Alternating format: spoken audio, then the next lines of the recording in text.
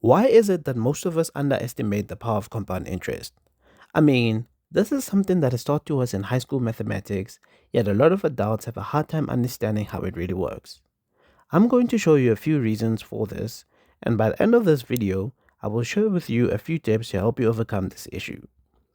Welcome to the Eighth Wonder, a channel dedicated to making compound interest your best interest. Does this look familiar? It probably does because it's the formula that was introduced to you in high school. For the most part, most of us understand that for the same amount of money invested for the same amount of time with the same interest rate, compound interest would always yield a better result than simple interest. If so, then why do most of us have such a hard time applying this? The answer is simple, but I'll let Professor Al Butler answer this question for us. The greatest shortcoming of the human race is our inability to understand the exponential function. And the exponential function is the mathematical function that you'd write down if you're going to describe the size of anything that was growing steadily. And for example, 5% per year, the 5% is a fixed fraction, the per year is a fixed length of time, and that's what we always want to talk about, just ordinary steady growth. And people do not understand the implications of this. And an example I use is that if you have something growing steadily, you have a doubling time, and it's easy to calculate. Take the number 70, divide it by the percent growth per unit time, and that gives you the doubling time. So for instance, if you had 7% per year, you divide the 70 by 7, and in 10 years is the doubling time. And so what does that mean? Well, one of the examples I use is the cost of an all-day lift ticket to ski at Vail. In 1963, when Vail first opened the ski area, it was $5 for an all-day lift ticket. Well, it doubles every 10 years. 1973 it was $10. 1983 it was $20. 1993 it was $40. 2003 it was $80. And if this keeps up by 2013, it'll be $160 a day to ski. And when I show this to students, you can just see the gasps around in the audience. And I say, this is what 7% means, and most people don't have a clue. I once had a banker in the audience when I gave my talk, and afterwards he came up and he said, he said, that's just the same arithmetic as compound interest, isn't it? And I said, yeah, it's exactly the same. Oh, he said, I knew that applied to dollars. I didn't know it applied to people. So it turns out the big issue here is that we don't fully understand the power of exponential growth, which is not a good thing for us because that is what compound interest is all about. The professor spoke of it as steady growth that can be measured over time. And if a banker, someone who works in the financial sector, can confess to not understanding a certain aspect of it, then what more of people outside the sector? I must also admit that I find it fascinating how far-reaching this principle is. Morgan Housel, who's widely known for his best-selling book, The Psychology of Money, also had a very interesting take on this subject. And if you know anything about him, then you know that he's quite good at simplifying hard concepts. So let's hear what he had to say on this topic. I've spent so long trying to explain to people that compounding interest and compounding returns, this very hard thing to think about, is so important. Yeah. I imagine you have too. What is your go-to way of explaining to your 8-year-old kid or someone else the power of compounding? We were actually going to get a bowl of rice here, and I was going to do some experiments. The rice is the best. The rice board experiment, if people aren't familiar with it, it's this story that's probably not true, that back 500 years ago, someone told the king, they said, hey, here's a chessboard.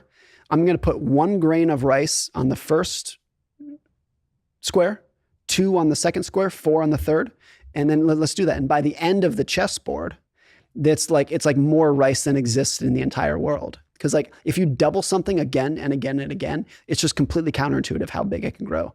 The one way that I had a friend of mine, Michael Batnick, explain this to me years ago, or I think he wrote this in a blog post. He said, if I ask you, what is 8 plus 8 plus 8 plus 8? You can do that in your head. It's not that hard. But if I say, what is 8 times 8 times 8 times 8?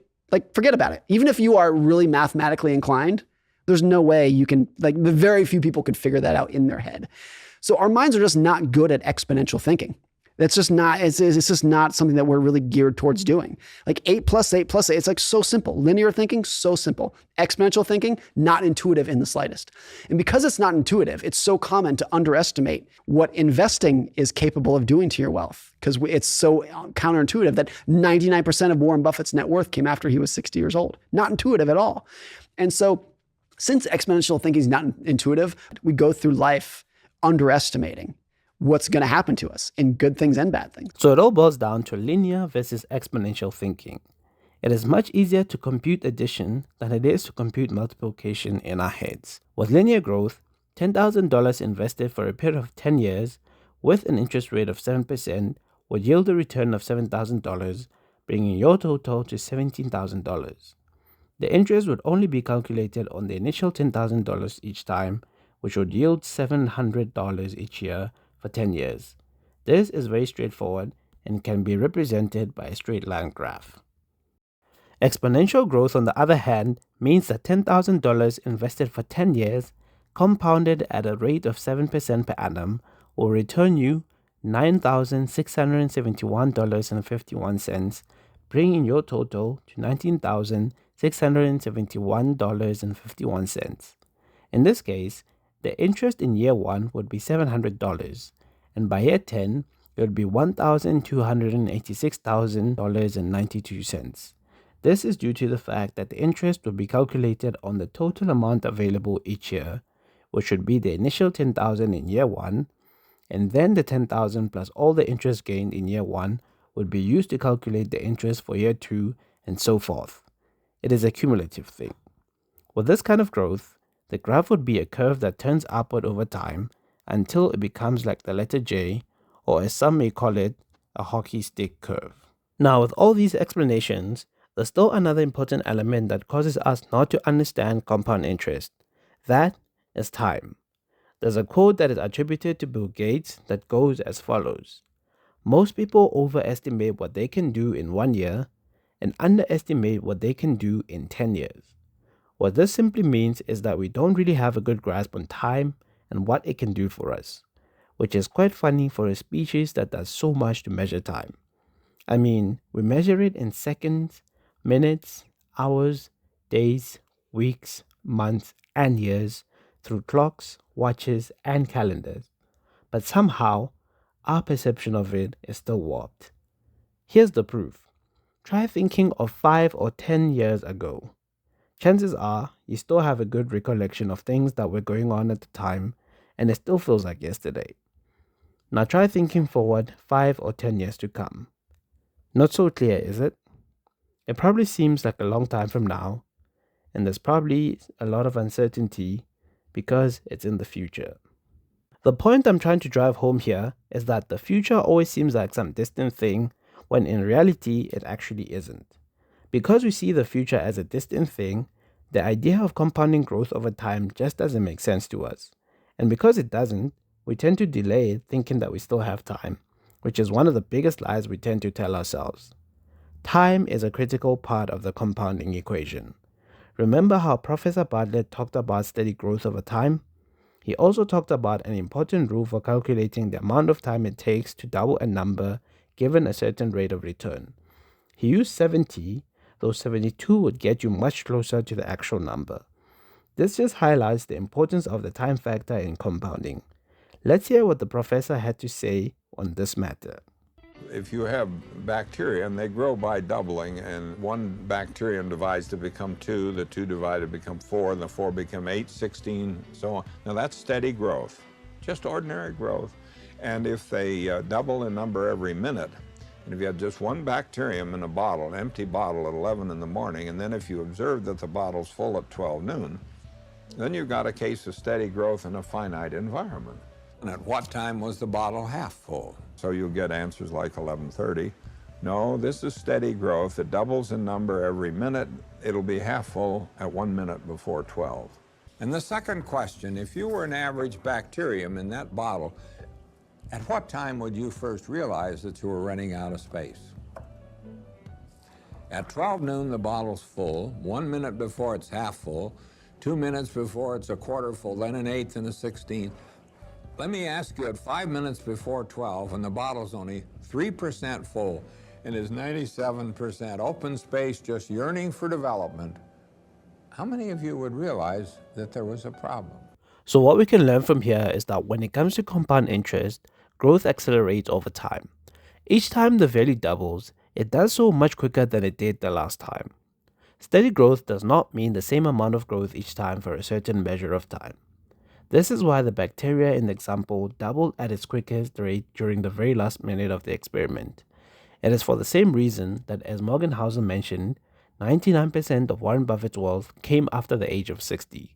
This is what makes it so interesting and sometimes so difficult to grasp. We focus so much on what happens at minute 1 and we think that this will take forever to fill up.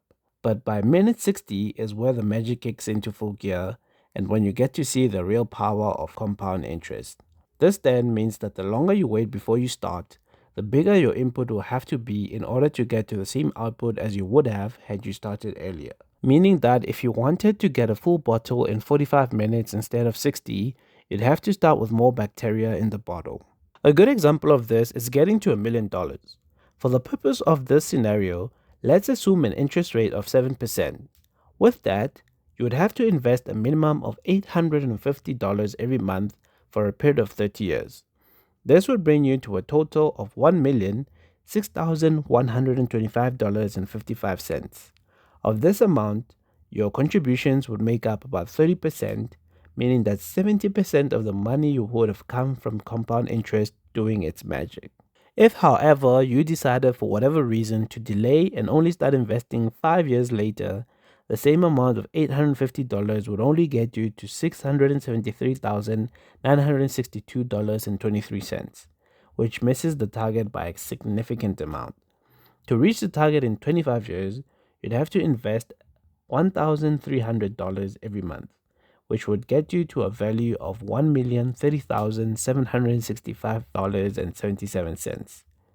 Do you now see how powerful time is in the compounding equation? So we've talked about the cause, but what is the cure? What can you do to take advantage of compound interest? To that, I would say that the fact that you're here watching this video is a good start.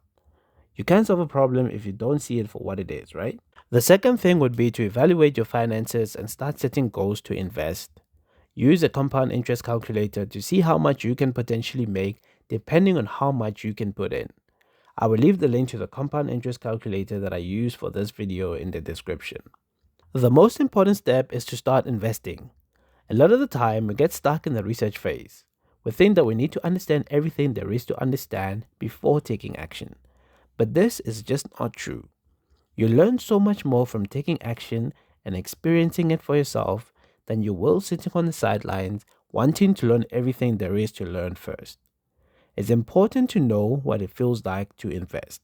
And as I've already learned earlier, the longer you wait, the more money you're leaving on the table. And catching up will always be an expensive endeavor. The last step is to subscribe to the channel. By doing so, you will keep learning some valuable lessons to help you along your journey of investing and building for the future. I'm also hoping that we can build a community where we can share ideas and experiences, even if that happens in the comment section. So feel free to drop a comment below. Compound interest is the 8th wonder of the world. Those who understand it, earn it. Those who don't, pay it. Do all you can to understand compound interest and have it work in your favor. So what have we learned today? It is easier to think in linear patterns, but we must learn to think exponentially in order to have compound interest work in our favor. I have a question for you. Now that you know what you know, what are you going to do about it? What changes are you going to put in place? I'd love to hear all about it in the comment section. If you found value in this video, then hit the thumbs up button and share the video with a friend. Don't forget to subscribe to the channel and ring the notification bell so we can start to generate some compound interest together. Thanks for watching. I hope to see you on the next video, but until then, stay invested.